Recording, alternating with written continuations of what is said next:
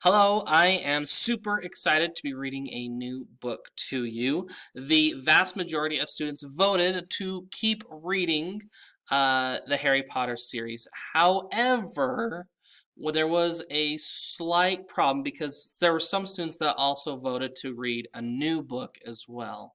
So I was kind of divided between, well, do I keep reading Harry Potter or do I read a new book? And so in the end, what I decided to do was just to read a new book instead. So instead of reading the second book of Harry Potter and the Sorcerer's Stone, we're going to be reading a different book, a new book, and this one is called Mr. D and the Chamber of Secrets. I think you'll really enjoy it. You know, that Harry Potter stuff is great, but this Mr. D stuff is just going to be phenomenal. So yeah, I hope you enjoy it. Let's get to it. Chapter 1, The Worst Birthday. Not for the first time, an argument had broken out over breakfast at number 4 Privet Drive. Mr. Vernon Dursley had been woken in the early hours of the morning by a loud hooting noise from his nephew, Mr. D's room. "Third time this week," he roared across the table. "If you can't control that owl, it'll have to go." Mr. D tried yet again to explain. "She's bored," he said. "She's used to flying around outside. If I could just let her out at night—" "Do I look stupid?" snarled Uncle Vernon, a bit of fried egg dangling from his bushy mustache. "I know what'll happen if that owl's let out." He exchanged dark looks with his wife, Petunia. Mr. D had tried to argue back, but his words were drowned by a loud, long belch from Dursley's son Dudley. "I want more bacon." "There's more in the frying pan, Sweetums," said Aunt Petunia, turning misty eyes on her massive son. "We must build you up while we've got the chance. I don't like the sound of that school food." "Nonsense, Petunia. I never went hungry when I was at Smeltings," said Uncle Vernon heartily. "Dudley gets enough, don't you, son?" Dudley, who was so large his bottom drooped over either side of the kitchen chair, grinned and turned toward Mr. D. "Pass the frying pan." "You've forgotten the magic word," said Mr. D irritably. The effect of this simple sentence on the rest of the family was incredible. Dudley gasped and fell off his chair with a crash that shook the whole kitchen. Mrs. Dursley gave a small scream and clapped her hands to her mouth.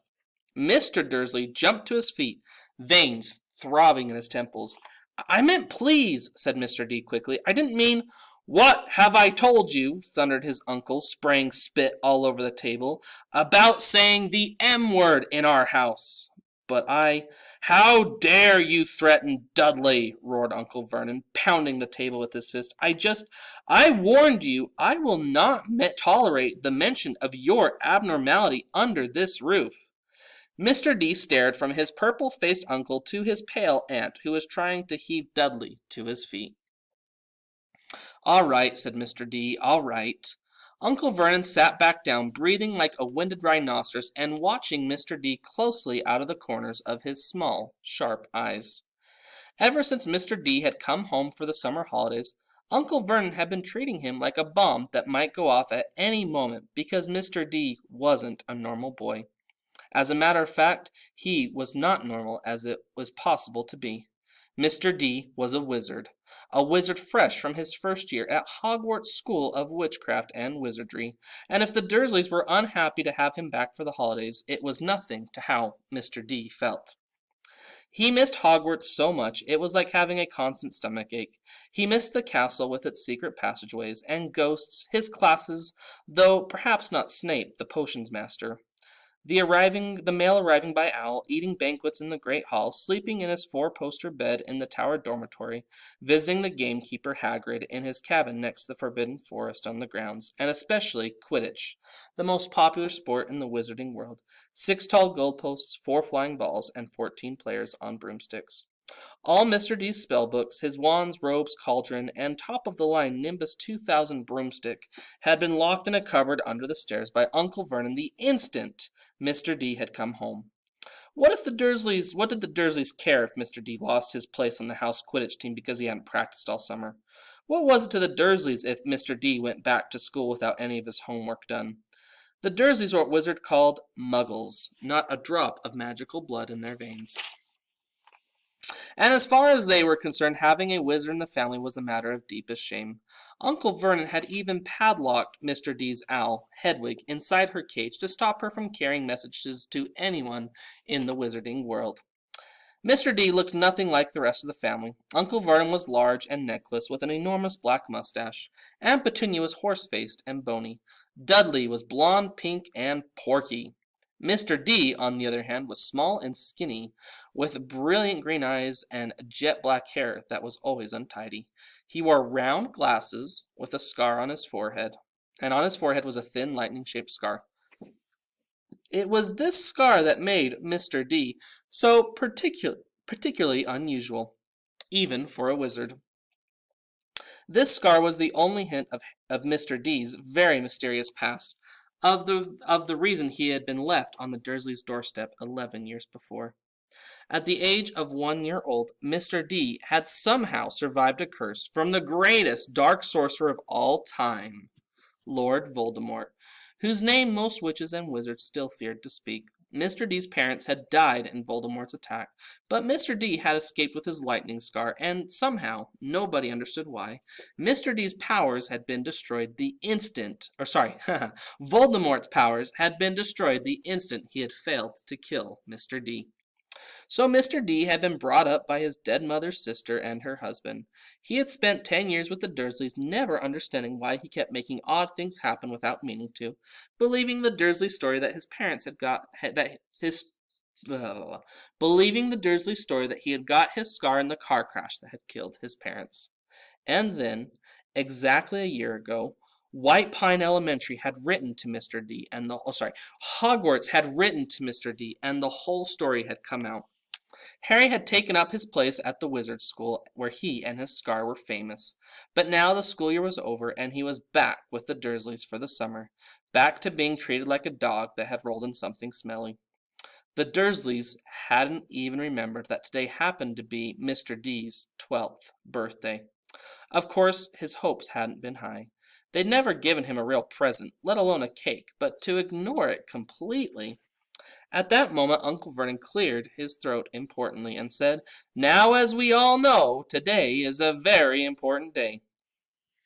Mr. D looked up, hardly daring to believe it. "This could be the day that I make one of the biggest deals of my entire career," said Uncle Vernon. Harry went back to his toast. Of course, he thought bitterly. Uncle Vernon was talking about Mr. D went back to his toast. Of course, he thought bitterly. Uncle Vernon was talking about the stupid dinner party. He'd been talking of nothing else for 2 weeks. Some rich builder and his wife were coming to dinner, and Uncle Vernon was hoping to get a huge order from him. Uncle Vernon's company sold drills.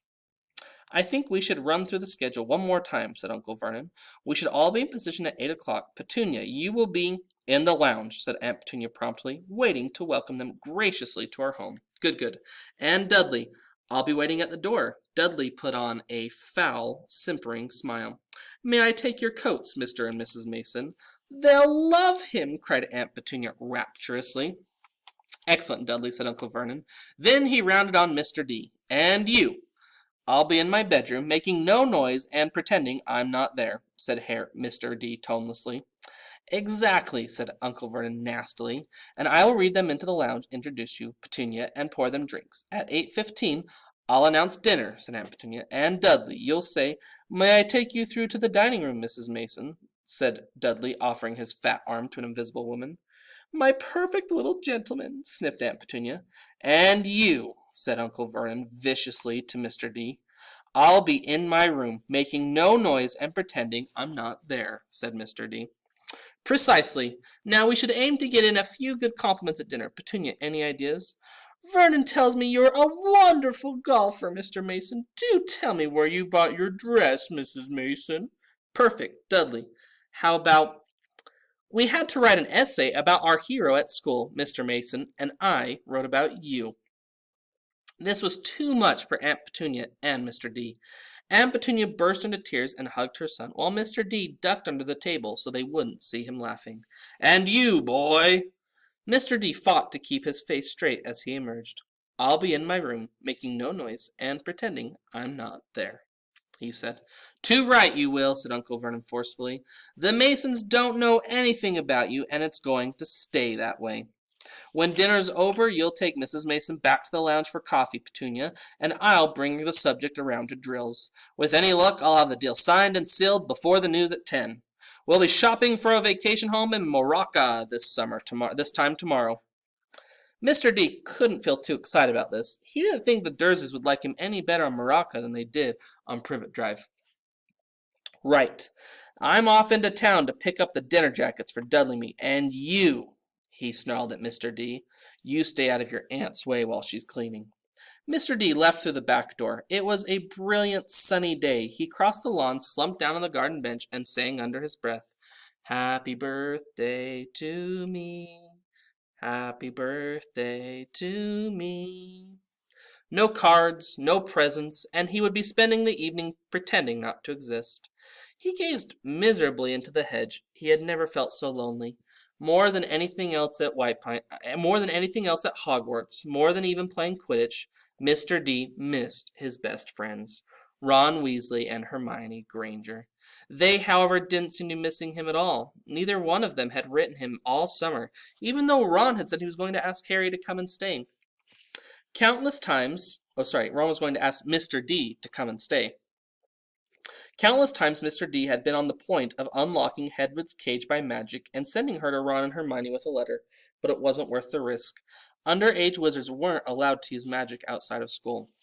Mr. D hadn't told the Dursleys this. He knew that it was only their terror that he might turn them into dung beetles that stopped them from locking him in the cupboard under the stairs with his wand and broomstick. For the first couple of weeks back, Mr. D had enjoyed muttering nonsense words under his breath and watching Dudley tearing out of the room as fast as his fat legs would carry him. But the long silence from Ron and Hermione had made Mr. D feel so cut off from the magical world that even taunting Dudley had lost its appeal. And now Ron and Hermione had forgotten his birthday. What wouldn't he give for a message from Hogwarts, from any witch or wizard? He'd almost been glad at the sight of his arch enemy, Draco Malfoy. Just to be sure it hadn't been all been a dream. Not that his whole year at Hogwarts had been fun. At the very end of the last term, Harry had come face to face with none other than Lord Voldemort himself. Voldemort might be a ruin of his former self, but he was still terrifying, still cunning, still determined to regain power. Harry had slipped through Voldemort's clutches for a second time, but it had been a narrow escape, and even now, weeks later, Mr. D kept waking in the night, drenched in cold sweat, wondering where Voldemort was now, remembering his livid face, his mad, wide eyes. Harry suddenly sat bolt upright on the garden bench. He had been staring absently-minded into the hedge, and the hedge was staring back. Two enormous green eyes had appeared among the leaves. Harry jumped to his feet just as a jeering voice floated across the lawn. I know what day it is, said Dudley, waddling toward him. The huge eyes blinked and then vanished. What? Said Harry, not taking his eyes off What? Said Mr. D, not taking his eyes off the spot where they had been. I know what day it is, Dudley repeated, coming right up to him. Well done, said Mr. D. So you finally learned the days of the week. Today's your birthday, sneered Dudley. How come you haven't got any cards? Haven't you got any friends at that freak place? Better not let your mom hear you talking about my school, said Mr. D coolly. Dudley hitched up his trousers, which were slipping off down his fat bottom. Why are you staring at the hedge? He said suspiciously. I'm trying to decide which spell would be the best to set it on fire, said Mr. D. Dudley stumbled backward at once, a look of panic on his fat face. You can't! Dad said you're not allowed to do magic. He'll chuck you out of the house. And you haven't got anywhere else to go, and you haven't got any friends to take you. Jiggery pokery, said Mr. D in a fierce voice. Hocus pocus, squiggly wiggly. Mum, howled Dudley, tripping over his feet as he dashed back toward the house. Mum, he's doing you know what? Mr. D paid dearly for that moment of fun. As neither Dudley nor the hedge was in any way hurt, Aunt Petunia knew he hadn't really done magic, but he still had to duck as she aimed a heavy blow at his head with the soapy frying pan. Then she gave him work to do with the promise he wouldn't eat again until he'd finished. While Dudley lolled around watching and eating ice cream, Mr. D cleaned the windows, washed the car, mowed the lawn, trimmed the gardens, taught fourth graders, pruned and watered the roses, and repainted the garden bench. The sun blazed overhead, burning the back of his neck. Mr. D knew he shouldn't have risen to Dudley's bait, but Dudley had said the very thing Mr. D had been thinking himself. Maybe he didn't have any friends at Hogwarts. Wish they could see the famous Mr. Downs now, he thought savagely as he spread manure on the flower beds, his back aching, sweat running down his face. It was 7:30 in the evening when at last, exhausted, he heard Aunt Petunia calling him. Get in here and walk on the newspaper. Mr. D gladly moved into the shade of the gleaming kitchen. On top of the fridge stood tonight's pudding, a huge mound of whipped cream and sugared violets. A loin of roast pork was sizzling in the oven. Eat quickly. The Masons will be here soon, snapped Aunt Petunia, pointing to 2 slices of bread and a lump of cheese on the kitchen table. She was already wearing a salmon pink cocktail dress. Mr. D washed his hands and bolted down his pitiful supper. The moment he had finished, Aunt Petunia whisked away his plate. Upstairs! Hurry! As he passed the door to the living room, Mr. D caught a glimpse of Uncle Vernon and Dudley in bow ties and dinner jackets. He had only just reached the upstairs landing when the doorbell rang and Uncle Vernon's furious face appeared at the foot of the stairs. Remember, boy, one sound. Mr. D crossed to his bedroom on tiptoe, slipped inside, closed the door, and turned to collapse on his bed. The trouble was, someone was already sitting on it. Dun, dun, dun. Thank you for reading Mr. D and the Chamber of Secrets with me today. I thoroughly enjoyed reading that with you. I hope you enjoyed it as well. Bye-bye.